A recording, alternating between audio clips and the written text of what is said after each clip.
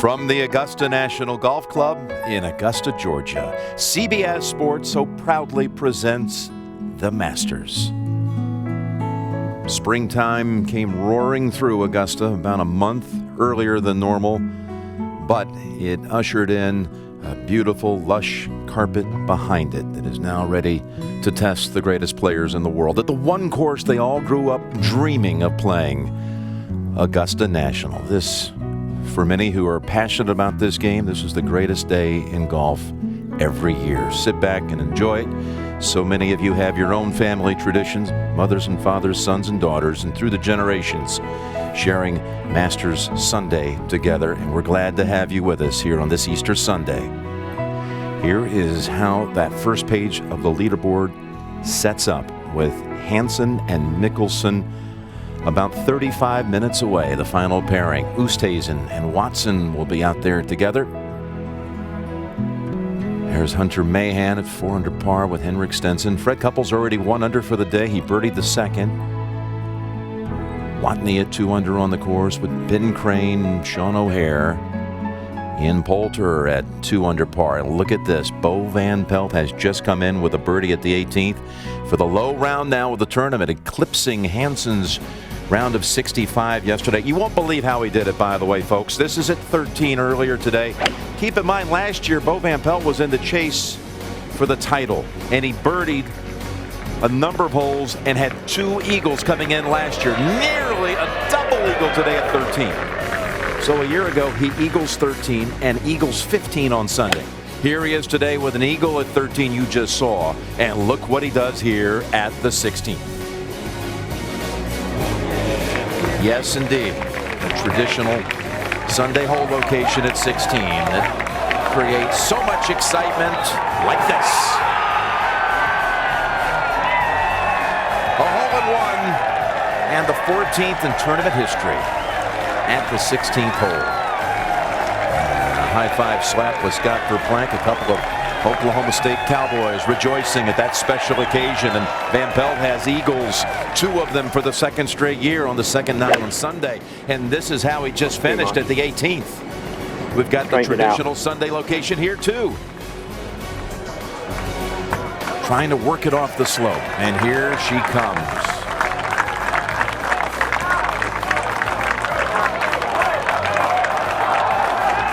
Can you believe this?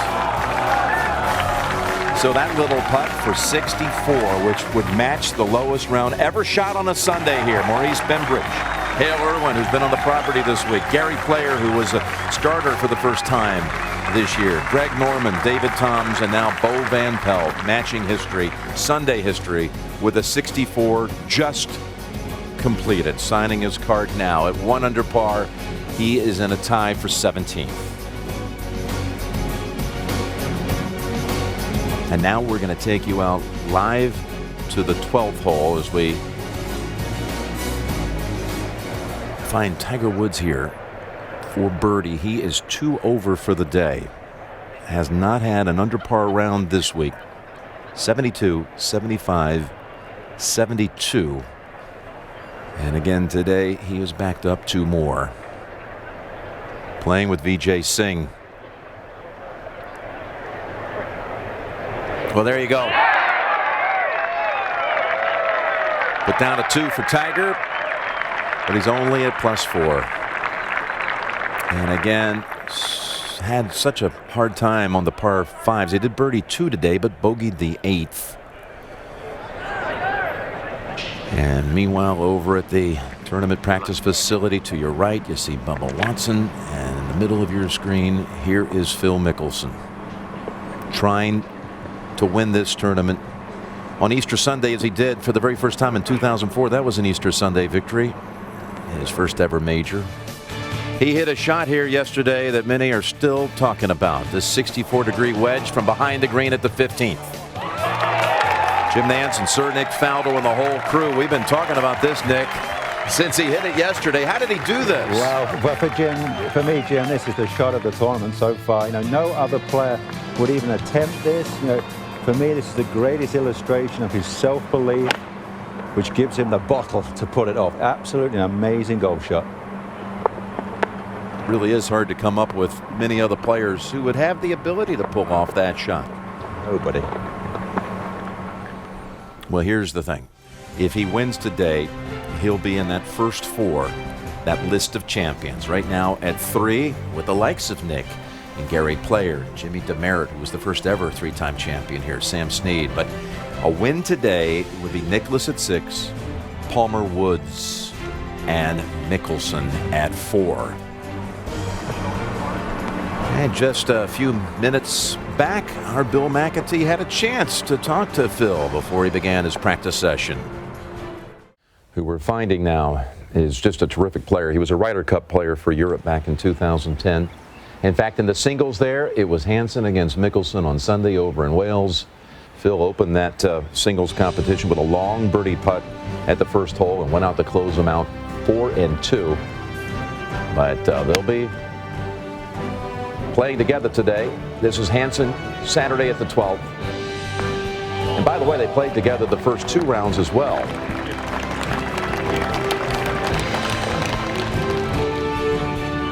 And Nick, you always, when you've talked about Hansen in the past, you've talked about his ball flight. Absolutely amazing. I've spoken to him, he cannot visualize seeing the ball curve.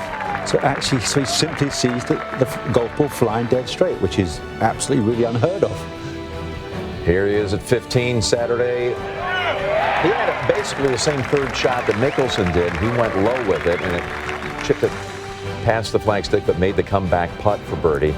And then this one at 17. After a long discussion with his caddy about what club to hit in here, and he came up a little shorter than he had hoped, but he made the putt anyway. And here's another straight shot into the 18th. All the way. Come on, all the way.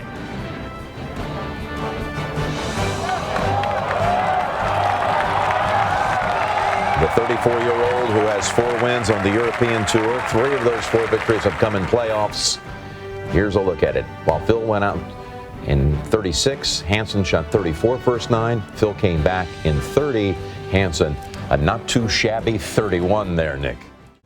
As a young boy, had grown up wanting to be a tennis player in the likes of Bjorn Borg or Mats Wilander or Stefan Edberg. Didn't have the talent. Switched to golf at about the age of 15 to the national team. Go. And we go out to the 13th and Tiger off that birdie. Get up a little. Trying the impossible across that corner. And like so many shots this week, they just haven't come off. 2 birdies on par 5s this week. Dreadful for Tiger. Impossible to believe when you talk about the way he has completely devoured the par 5s in the past. 1 or 2 if that's not on Phil's mind today a bit as we go on to the play at the 3rd. Sean O'Hair has a putt for birdie here.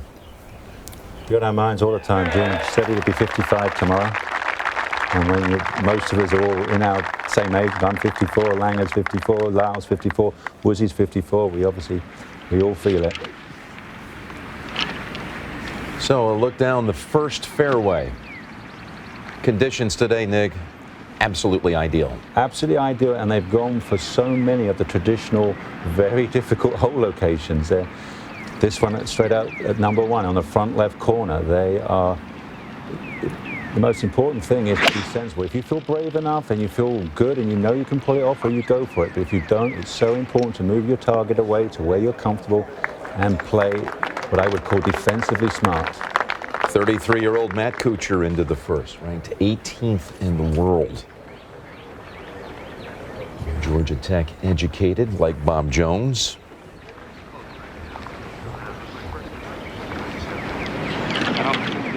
He's playing with Hunter Mahan, who has certainly been a hot golfer with 2 wins this year, including the match play event, including Houston last week.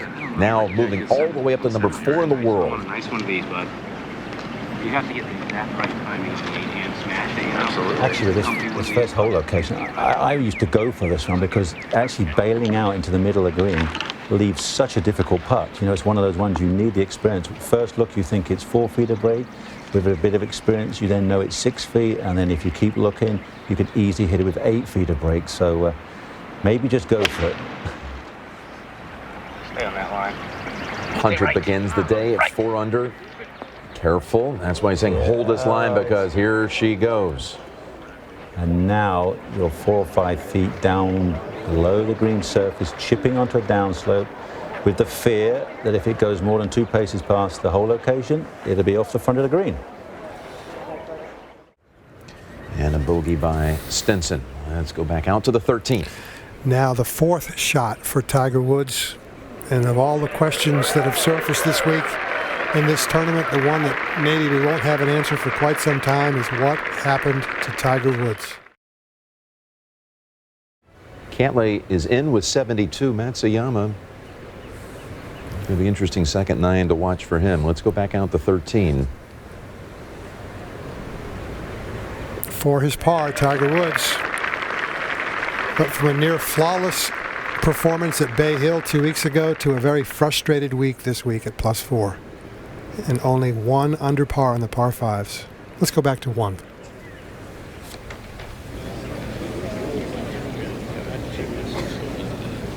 Bubba Watson, Louis Oosthuizen next up at number 1.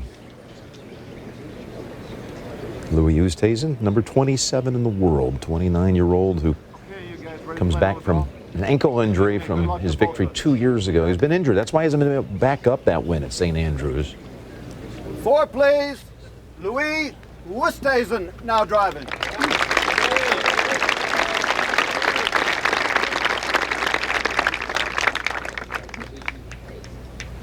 Grew up in Mossel Bay, South Africa, near Fan Court, where the President's Cup was held back in 2003 when Nicholas and Player were the captains. This is a beautiful golf swing right here. Yeah, what a contrast we're going to see. One of the, as you said, one of the most beautiful, classical, on-playing golf swings on tour to the improvised Bubba Watson. 4, please. Bubba Watson now driving. This gentleman right here is the X factor today, you gotta believe.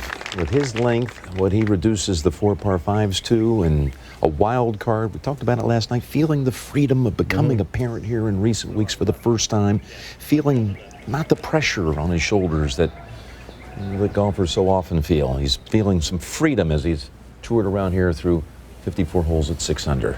Well, he's a pretty twitched up character, though. So even his freedom will still be twitched up. And he's off.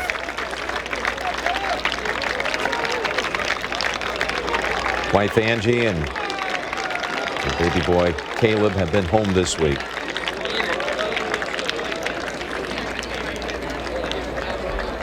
Let's go up ahead to the first green and look at Mahan. He lands it on the green, and this is how far it rolled off.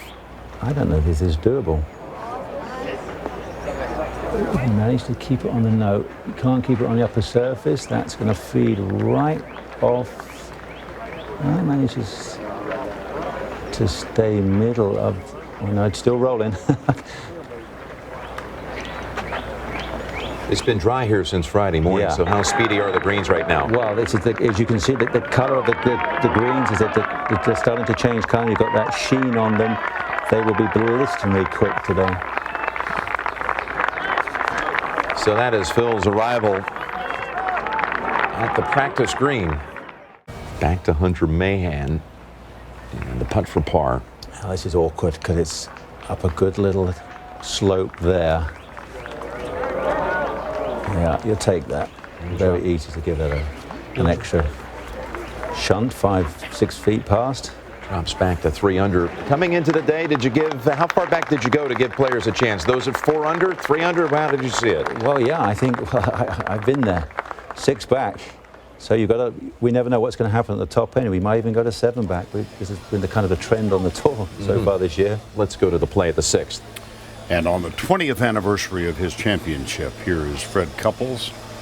That was a birdie chip. Fred, second round leader at -5, co-leader actually, and he is at 3 under par for the event. Let's go to 2.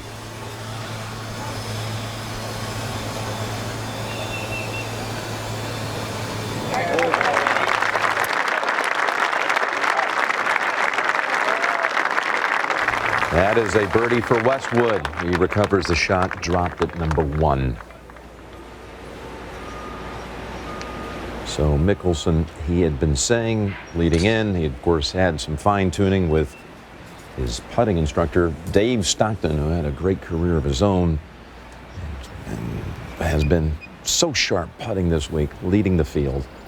Let's go to the third. Ian Poulter for birdie. Perfect. Gets Poulter to 3 under. First birdie of the day. Back to 1. And it's Oosthuizen. Oh, it's be interesting after the last iron shot. Louis hit on the 18 last night, blocked it poorly to the right and took a 5. So I'll be curious about this one.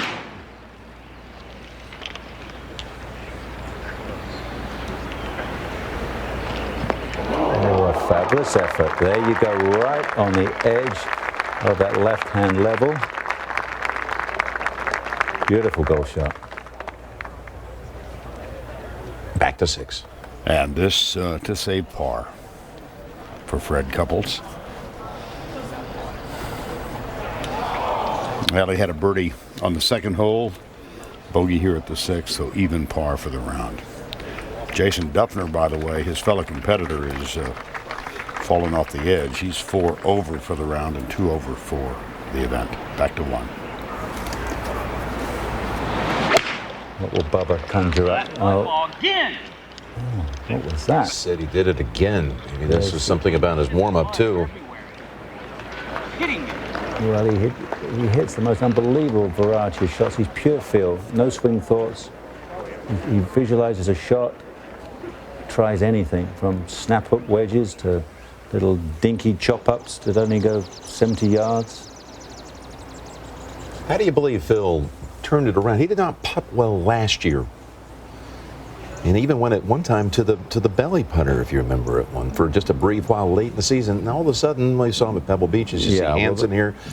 How do you get it back? And when you go past 40, sometimes when the feeling's gone, you don't ever get it back. But he has. Well, he's still got the feeling, as long as you haven't got the twitch feeling going. When he definitely doesn't have any of that. You know, the stroke's looking beautiful this week, and he has much better control of the pace. You know how occasionally on those short ones he rams them in, but he knows at Augusta it's all about keeping those putts absolutely at dead weight. What is this telling right here? First and second in the field in putting. Fewest putts for the week, and they're the last 2 out today. That's usually the case. I think over history, you've really got to be in the top half a dozen to pull off victory here. Meanwhile, Hansen, I mentioned he's won 4 times. His biggest win probably would have to go down to the 2008 Scandinavian Masters tournament that he won. Big burly guy who actually has not only the length but has the touch too, doesn't he? He's doing everything really well, and he's enjoying himself. His confidence is high. This amazing almost admission that he's trying to explain to me, I cannot visualize a curved flight of a golf ball. I mean, I was all about visualizing curves, and he said, so I've simply just visualized straight. I just see the golf ball fly straight. Try to hit a straight shot into different positions, which is quite unbelievable, to be honest.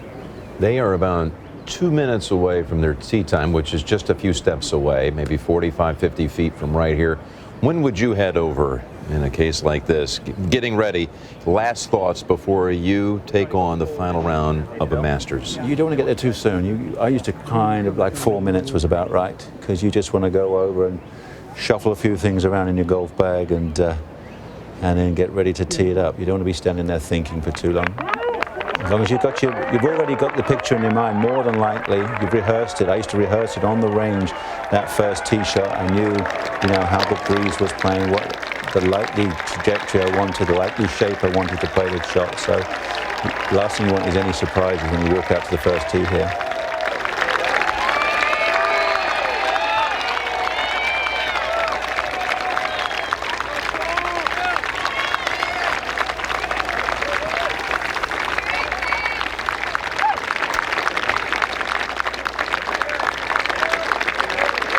Yeah, very quiet, isn't he?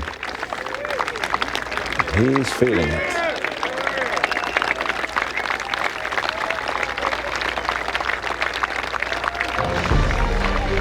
Weir gave him a jacket, as did Tiger and Cabrera.